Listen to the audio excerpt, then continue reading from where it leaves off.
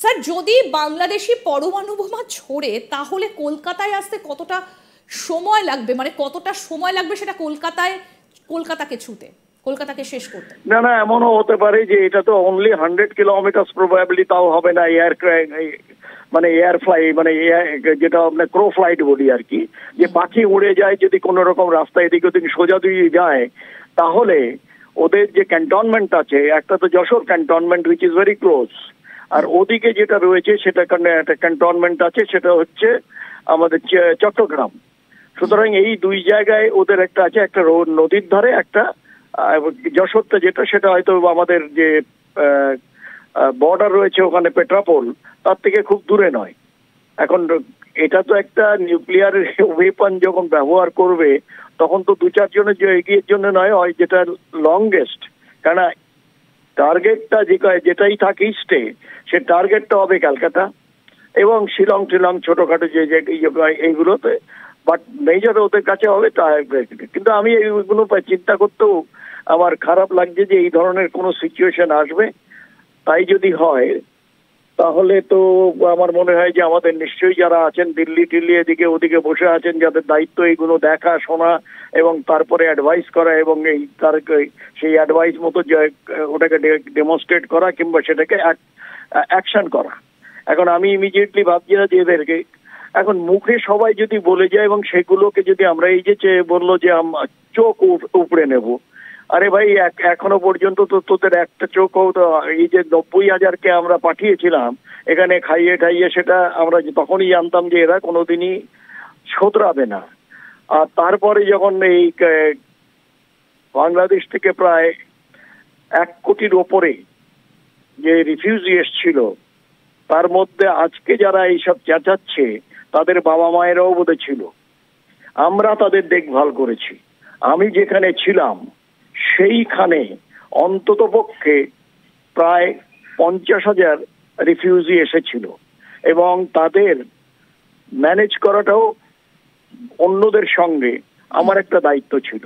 আচ্ছা, যেহেতু একেবারে সীমান্তে এইটা, সুতরাং এদের মানে এইগুলো তোমরা বলছো, আমিও আলোচনায় যোগ দিচ্ছি, কিন্তু এগুলোতে আমার মনে হয় যে এর থেকে আরো যদি আমরা উন্নত মানের কিছু আমরা আলোচনা করি, যেটা ভায়াবল, যেটা feasible on the part of Bangladesh. একদমই স্যার, সেই জায়গাটা জানতে চাইবো আপনার কাছে। এই যে বিদেশ সচিব পর্যায়ের এই যে বৈঠকটা হলো, তারপরে দেখা যাচ্ছে যে মিতালি এক্সপ্রেস যেটা ভারত থেকে বাংলাদেশে যায় সেটাকে ফিরিয়ে দেওয়া হলো, সেটা বন্ধ করে দেওয়া হলো। তাহলে আলোচনা তো সুদূর প্রসারী ফল আমরা কিছু দেখতে পাচ্ছি না। কি ধরনের ব্যবহার করা হলো ভারতের বিদেশ সচিব যিনি গিয়েছিলেন, অর্থাৎ বিক্রম মিশ্রির সঙ্গে?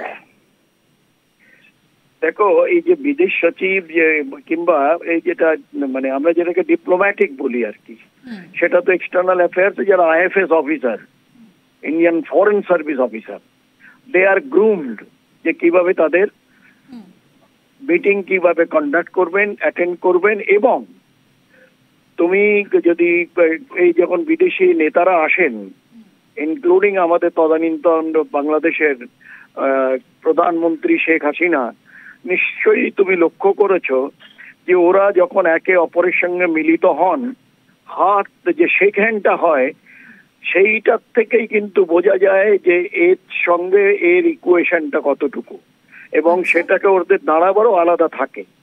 সেই ইকুয়েশনটা কি অনেকক্ষণ ধরে যখন বারাক ওবামা এসেছিলেন কিংবা ট্রাম্পের ওখানে আমাদের শ্রী মোদী গেছেন, তখন দেখা গেছে যে মানে হাত ঝাঁকিটা কতটা দিতে হবে কতক্ষণ ধরে, সেইটা ইন্ডিকেটর যে তোমাদের সঙ্গে আমাদের একটা ওয়ার্ম রিলেশনশিপ রয়েছে।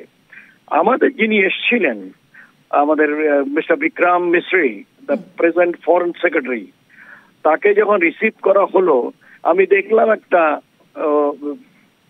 মানে মানে একটা হ্যান্ডশেক হলো, কিন্তু সেই হ্যান্ডশেকের মধ্যে কোন রকম ভাবে কিন্তু বোঝা গেল না যে তারা এই যে আমাদের ফরেন সেক্রেটারি এসছেন এবং তিনি তাদের সঙ্গে কথাবার্তা বলবেন, সেই যে একটা উত্তাপ, সেই উত্তাপটা পাওয়া গেল না। তার অর্থ কি, তারা ডিপ্লোম্যাটিক ইয়েতে এসেছেন, সেই জন্য তাদের সঙ্গে দেখা করছেন, কিন্তু পরবর্তীকালে যেটা জানা গেল, তারা খুব মানে উগ্রভাবে নাকি বলেছেন যে বাংলাদেশ, এই ভারতবর্ষ তার নিজের দেশ সামলাক, বাংলাদেশের দিকে তাদের নজর দেওয়ার কোনো দরকার নেই।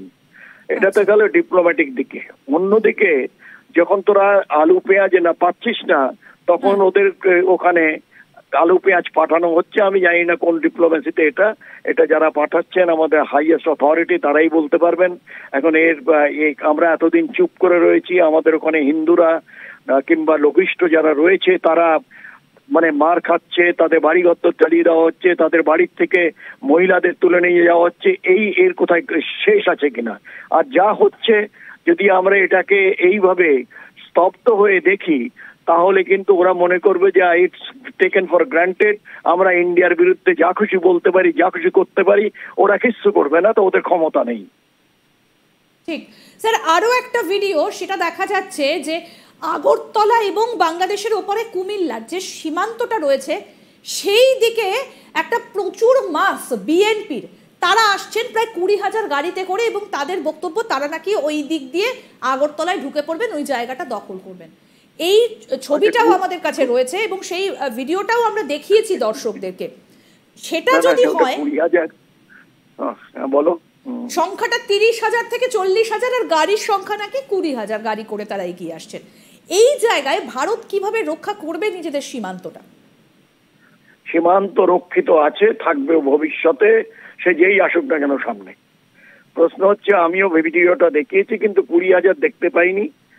গোটা কয়েক ওই সাদা গাড়ি ছিল সামনে, তার মধ্যে যে কিছু মানে এনথুজিয়াস্টিক ইয়াং বয়েজ, হয়তো এই প্রেজেন্ট নেতৃত্বের তাদের চোখে পড়ার জন্য শরীরের অর্ধেক অংশতে এই গাড়ির ভেতর থেকে দিয়ে হাতে যে ওদের ঝান্ডা না কোনো একটা পার্টির ঝান্ডা নিয়ে নাড়াতে নাড়াতে এসছে।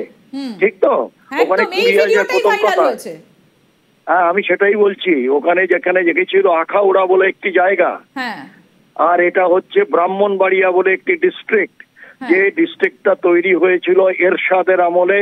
কেন যতগুলো সাব ডিভিশন ছিল সেগুলোকে উপজেলা করে যে আপগ্রেড করে দিয়েছিল, 63টা না 64টা ডিস্ট্রিক্ট তৈরি করে দিয়েছিল। উদ্দেশ্য বোধহয় ভালো ছিল যে যাতে করে এই ডিস্ট্রিক্ট লেভেল পর্যন্ত যাতে মানুষকে খুব দূরে দূরে না যেতে হয়, সারা যে সরকারি যে ইন্টারভেনশন সেটা যেন কাছাকাছি হয়, সেটা ওখানে হয়েছিল। কিন্তু এক সময় এই যে ডিস্ট্রিক্ট 63টা একদিনে এক টাইমে সেখানে বোম ফাটানো হয়েছিল।